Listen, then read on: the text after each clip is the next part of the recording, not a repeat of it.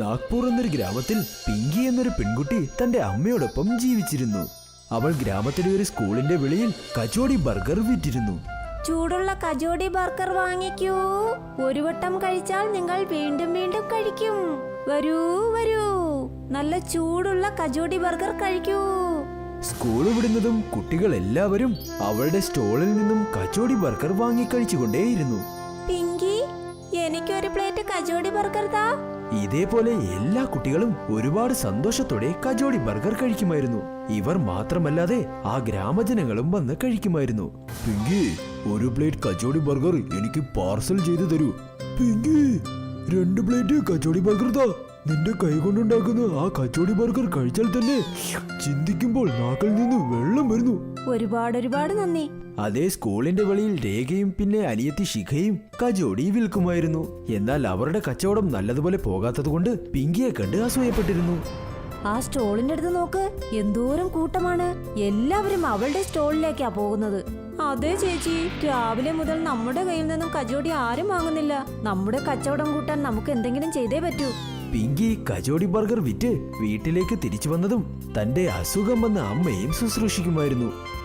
അമ്മയ്ക്കറിയാമോ, എല്ലാവരും എന്റെ കച്ചോടി ബർഗർ കഴിച്ച് എന്നെ പുകഴ്ത്തി. എന്റെ എല്ലാ കച്ചോടി ബർഗറും വിറ്റുപോയി അമ്മേ. വളരെ നല്ല കാര്യം മോളെ.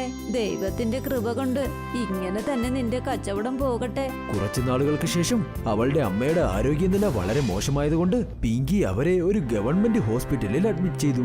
അത് കാരണം അവൾക്ക് കച്ചോടി ബർഗർ സ്റ്റോൾ ഓപ്പൺ ചെയ്യാൻ പറ്റിയില്ല. ഇത് ഒരു അവസരമായി കണക്കാക്കി രേഖ എല്ലാവരെയും തന്നിൽ ആകർഷിച്ചു. വരൂ വരൂ, എന്റെ കച്ചോടി ബർഗർ ഒരു തവണ കഴിച്ചാൽ വീണ്ടും വീണ്ടും കഴിക്കും. രേഖ ചേച്ചി, എനിക്കൊരു പ്ലേറ്റ് കച്ചോടി ബർഗർ തരൂ.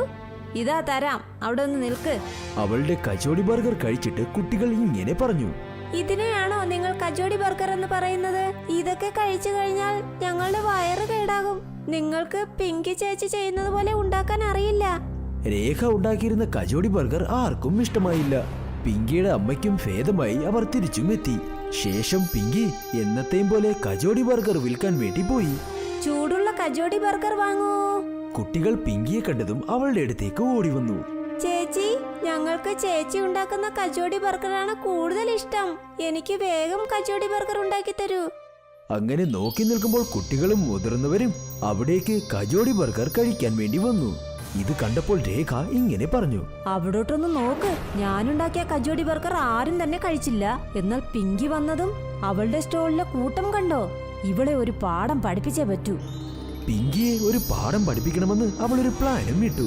തക്ക സമയം നോക്കി അവൾ പിങ്കിയുടെ കച്ചോടി ബർഗറിൽ ഒരു മരുന്നും കലർത്തി. ഇത് കഴിച്ചതും കസ്റ്റമേഴ്സിന് വയറുവേദനയും വന്നു. അയ്യോ, എന്താ ഇത്? പിങ്കിയുടെ കച്ചോടി ബർഗർ കഴിച്ചതും വയറുവേദനിക്കുന്നല്ലോ. അയ്യോ അതെ, നിങ്ങൾ ശരിയായി പറഞ്ഞു. എനിക്കും വയറുവേദനിക്കുന്നുണ്ട്. ഇവിടെ നിന്നും ഇനി ഓടിയേ പറ്റൂ. അതെ, ഇവളെയും ഓടിക്കണം. ഇവളുടെ കച്ചോടി ബർഗർ കഴിച്ച് കുട്ടികൾക്ക് രോഗം വല്ലതും വന്നാൽ. പിങ്കിയെ ഗ്രാമജനങ്ങൾ എല്ലാവരും അവിടെ നിന്നും ഓടിച്ചു വിട്ടു. അവൾ കരഞ്ഞു തന്റെ ഉന്തുവണ്ടിയുമായി അവിടെ നിന്നും പോയി. ഇത് കണ്ടപ്പോൾ രേഖയ്ക്കും ഒരുപാട് സന്തോഷമായി. ഇവൾക്ക് ഇങ്ങനെ തന്നെ വേണം. അവള് വന്നേക്കുന്നു കച്ചോടി ബർഗർ വിൽക്കാൻ വേണ്ടി. പിങ്കി അവിടെ ഒരു മരത്തിന്റെ താഴെ ഇരുന്ന് കരയുകയായിരുന്നു. എന്റെ അമ്മയെ ഇനി ഞാൻ എങ്ങനെ ചികിത്സിക്കും? ഇന്നെന്റെ കച്ചോടി ബർഗർ ഒന്നും വിറ്റില്ല.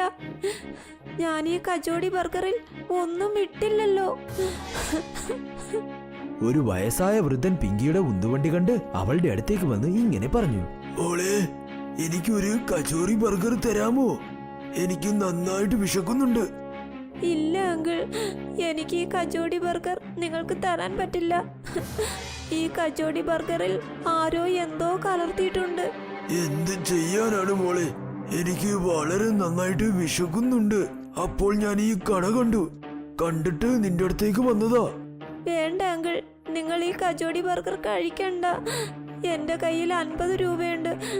ഇതാ, വേറെ എവിടെയെങ്കിലും പോയി എന്തെങ്കിലും കഴിച്ചോളൂ. ആ വയസ്സായ വൃദ്ധന് പിങ്കിയുടെ ഈ പെരുമാറ്റം ഇഷ്ടമായി. അപ്പോൾ അദ്ദേഹം ആ കച്ചോടി ബർഗറിനെ നോക്കി തന്റെ കൈയും പൊക്കി. അപ്പോൾ കയ്യിൽ നിന്നും എന്തോ പ്രകാശവും വന്നു. അദ്ദേഹം എന്തോ ഒരു മന്ത്രം പറഞ്ഞ് അവിടെ നിന്നും പോയി. ഈ കാര്യങ്ങളൊന്നും പിങ്കി അറിഞ്ഞതേയില്ല. അവൾ വീട്ടിൽ പോയി അമ്മയോട് ഇങ്ങനെ പറഞ്ഞു. അമ്മേ, എനിക്കിന്ന് കച്ചോടി ബർഗർ വിൽക്കാൻ പറ്റിയില്ല. എന്റെ കച്ചോടി ബർഗറിൽ ആരോ എന്തോ കലർത്തി.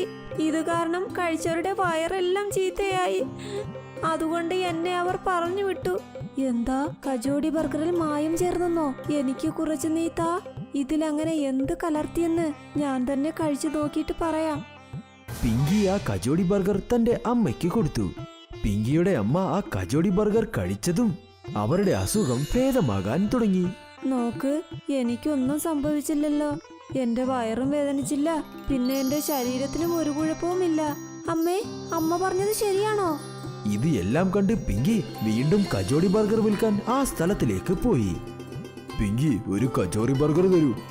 ശരി, ഇതാ തരാം. ആ കസ്റ്റമർ കജോടി ബർഗർ കഴിച്ച ഉടനെ അയാളുടെ വയറുവേദന അപ്പോൾ തന്നെ ഭേദമായി.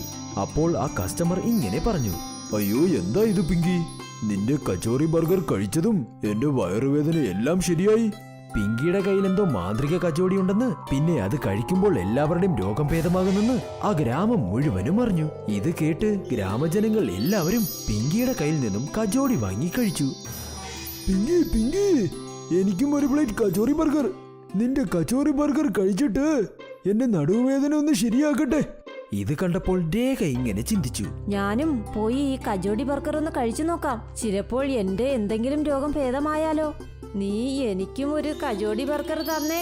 രേഖ ആ കജോടി ബർഗർ കഴിച്ചതും അവൾക്ക് നന്നായി വയറുവേദന എടുക്കാൻ തുടങ്ങി. അവൾക്കിപ്പോൾ അവൾ ചെയ്ത തെറ്റും മനസ്സിലായി. അതുകൊണ്ടാണ് ഇങ്ങനെ സംഭവിച്ചതെന്നും പിടികിട്ടി. എല്ലാവരും കജോടി ബർഗർ കഴിച്ച് അവരുടെ അസുഖങ്ങളെല്ലാം ഭേദമാക്കി. ഈ കാര്യം പിങ്കിക്ക് മനസ്സിലായതേയില്ല.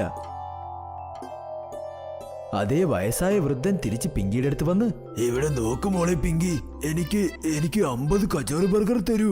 അയ്യോ അങ്കിൾ, അത് നിങ്ങൾ തന്നെയല്ലേ അന്ന് എന്റെ കജോടി ബർഗർ കഴിക്കാൻ വന്നില്ലേ? അന്ന് എന്റെ കജോടി ബർഗർ കേടായതുകൊണ്ട് ഞാൻ നിങ്ങൾക്ക് തന്നില്ല. അതെ പിങ്കി, അത് ഞാനാണ്. ഇങ്ങനെ പറഞ്ഞ് ആ വയസ്സായ വൃദ്ധൻ ഒരു ദേവതയായി മാറി. ഇതെന്താ, നിങ്ങൾ ദേവതയായി മാറിയല്ലോ. നിങ്ങൾ ആരാണ്? പിങ്കി, ഞാനാ വൃദ്ധനേ അല്ല, ഞാനൊരു ദേവതയാണ്. നിന്റെ സത്യസന്ധത കണ്ട് ഞാൻ ഒരുപാട് സന്തോഷവതിയായി. അതുകൊണ്ടാണ് ഞാൻ നിന്റെ കജോടി ബർഗർ മാന്ത്രിക കജോടി ബർഗറാക്കി മാറ്റിയത്. ഈ കജോടി ബർഗർ ഏതെങ്കിലും സത്യസന്ധരായവർ കഴിച്ചാൽ അവർക്കുള്ള എല്ലാ അസുഖങ്ങളും ഭേദമാകും. ഈ കാര്യം കേട്ട് പിങ്കി ഒരുപാട് സന്തോഷപ്പെട്ട് അവരോട് നന്ദിയും പറഞ്ഞു. അവൾ ആ മാന്ത്രിക കജോടി ബർഗറിലൂടെ തന്റെ അമ്മയുടെയും പിന്നെ എല്ലാവരുടെയും അസുഖങ്ങൾ ഭേദമാക്കി.